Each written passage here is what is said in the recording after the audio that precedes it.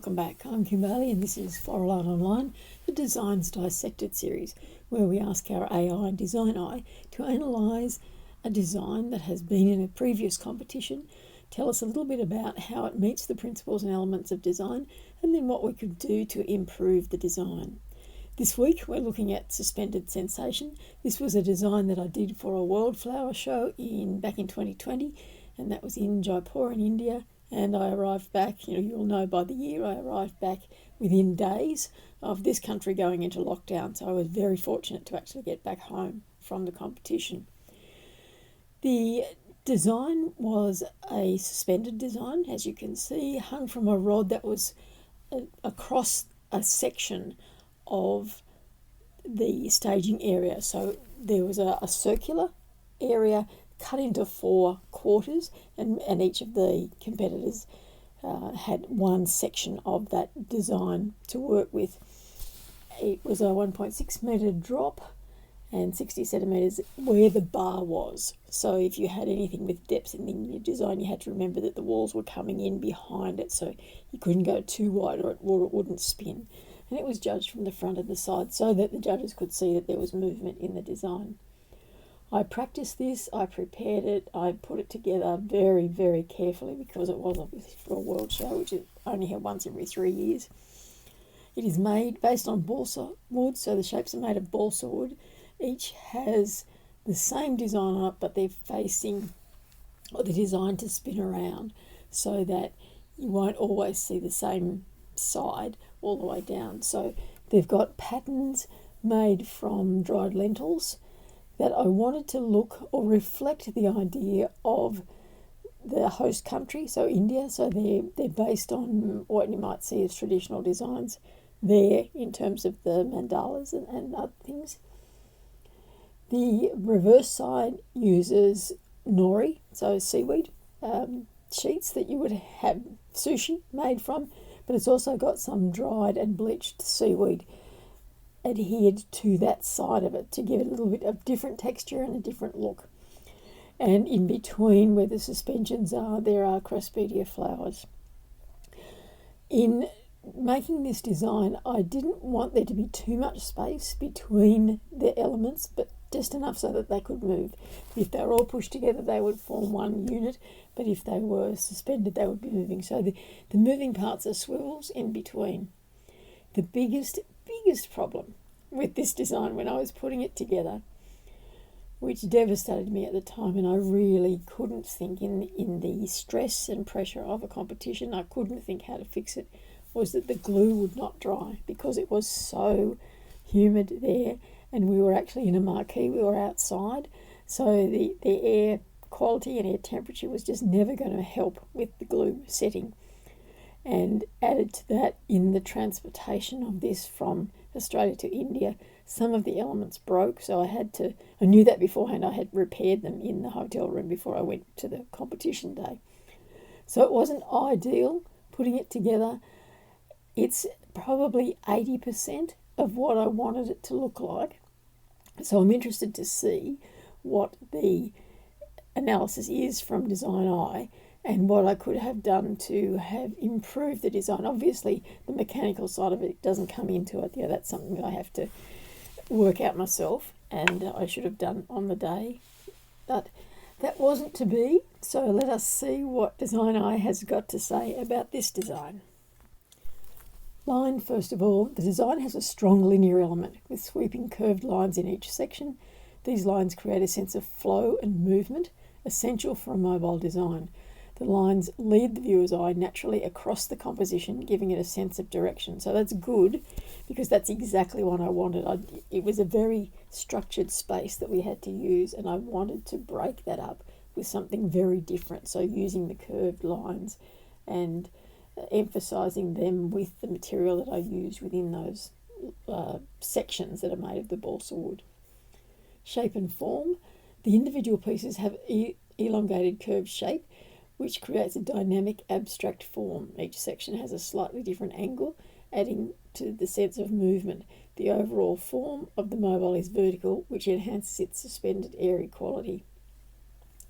The actual shapes are scaled down. They're all exactly the same shape, but just scaled down so that it went from large to small in the suspended form. They look like they're at different angles, I guess, because of the way I had to work the swivels in between them when the mechanics weren't working as well as they should have. So I can see that some of them look like they're a little bit out of place. There is one that is where I have mostly put the curves facing downwards. There are a couple where I've put them facing upwards, and that was deliberate. I wanted to create a bit of tension within the design, and they don't look out of place, they just look different. Colour. The colour palette includes earthy tones such as green and brown with vibrant pops of orange. The contrast between the natural colours and the black background creates visual interest and makes each element stand out, especially in a suspended setting.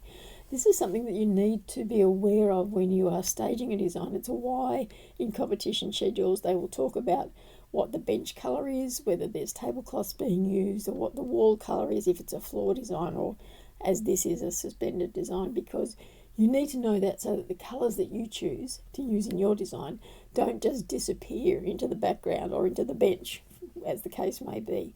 So that's why I chose particularly limiting the darker colours, because I wanted it to pop out away from the black. So looking at just visually, generally, the greatest contrast that we have against black is yellow. And so I used yellow and I used orange as an adjunct to that to keep it nice and bright against the black. Texture. There is a mix of textures present, including the roughness of the dried botanical elements, the smoothness of the hanging structure, and the clustery, grainy textures of seeds and flowers. This variety of textures adds depth and enhances the tactile quality, which is essential for a design meant to be viewed from multiple angles. And that's great, because I did want it to be interesting, as I seem to say almost every video, from every angle that the judges are going to look at it from. I wanted them to see and be able to see through the design and see that it had some depth from the sides as well as from the front, given the angles that it would be moving around in with the air movement that was in the marquee at the time. And the textural variation was something that I struggled with a little bit, because there are quite a lot of rough textures that I've used. The seaweed, the dried seaweed, the nori is quite rough in its glued form. The lentils are rough. The cresspedia have a rough surface. So really the only smooth thing was going to be the balsa, which is why you see an edge of that through the whole of the design. Space. The negative space around each section is effectively used, allowing the individual parts to breathe. The spacing between the layers creates a sense of openness and enhances the mobile's lightness, allowing it to move freely. That's very important with that sort of odd staging area space that we had, to be able to use all of that space to form part of the design. And I think looking at it now, perhaps one of the things that's going to be suggested is that it's a bit too squashed up, and I could have had a bit more negative space in between each of those sections of the mobile. Balance. The mobile achieves balance through the symmetrical positioning of each hanging element. The horizontal and vertical alignments contribute to a stable composition despite the asymmetrical natural forms within each section.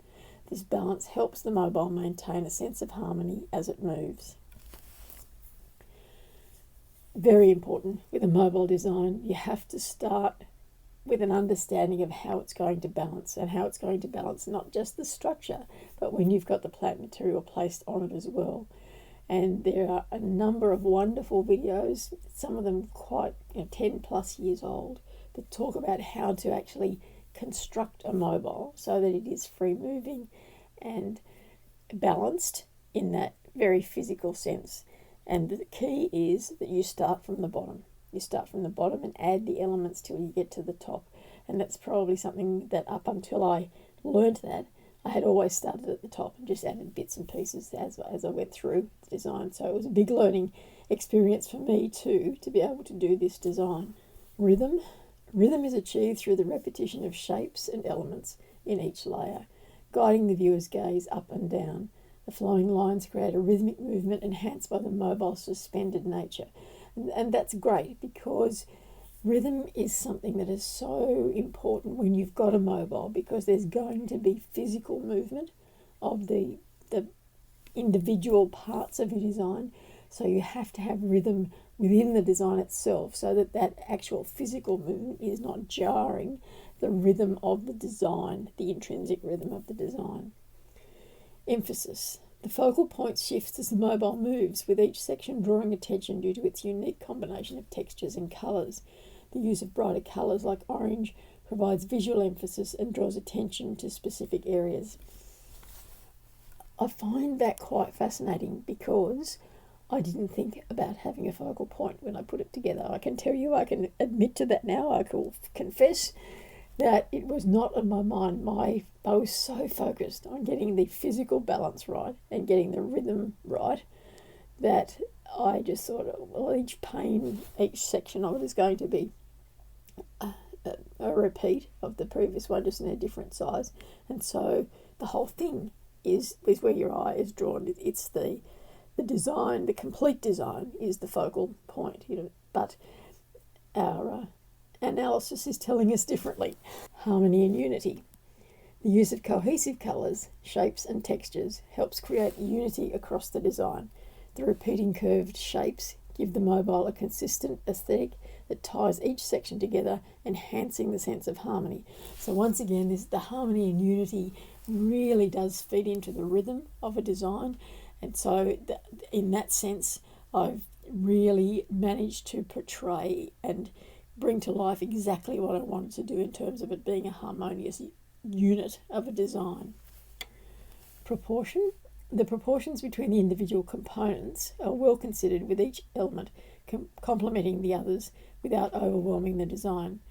However, some sections could be slightly larger or smaller to add a more dynamic layered effect. I think that's very true, and I think that I got so caught up, as I said, with the balance, the physical balance of the design and the space that was allowed, that I didn't allow myself very much leeway to think about alternatives and to think about stretching my design skills and my design implementation a little bit further to really maximise that space that I had for the design. So let's now have a look at what the suggestions are from DesignEye. First of all, enhance the depth. Adding a few larger or slightly varied shapes within some sections could create more depth, enhancing the three-dimensional effect. This would also improve visual interest as the viewer's perspective changes.